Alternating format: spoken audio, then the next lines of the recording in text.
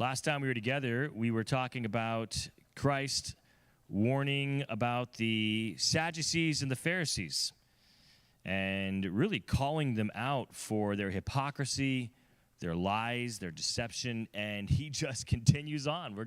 That's where we're at today, is Jesus, the things Jesus is saying about the religious leaders.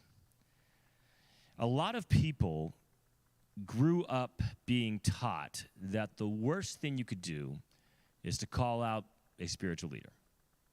That to do so would be really close to blasphemy, that even if the religious leader was doing wrong, to call out their wrong would be to put yourself in harm's way. That you should expect God's curse upon your life, and don't be shocked when everything falls apart.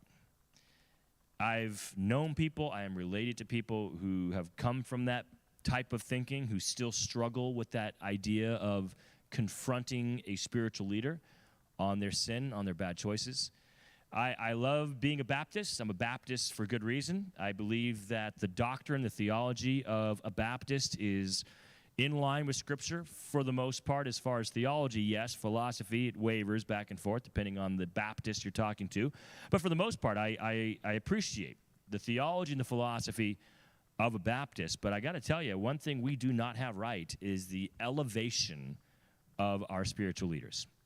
This idea that because a man is a pastor, they can't do wrong.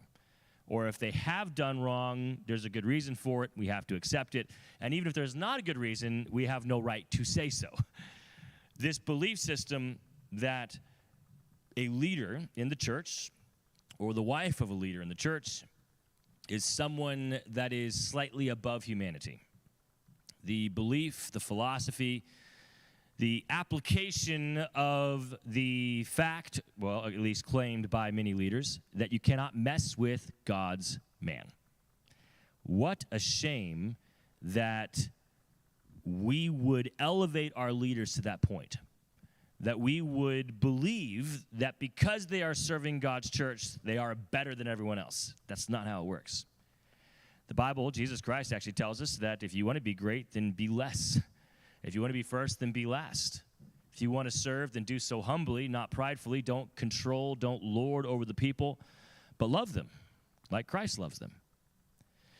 There is good reason to evaluate the actions of a leader. You're likely to follow the wrong leader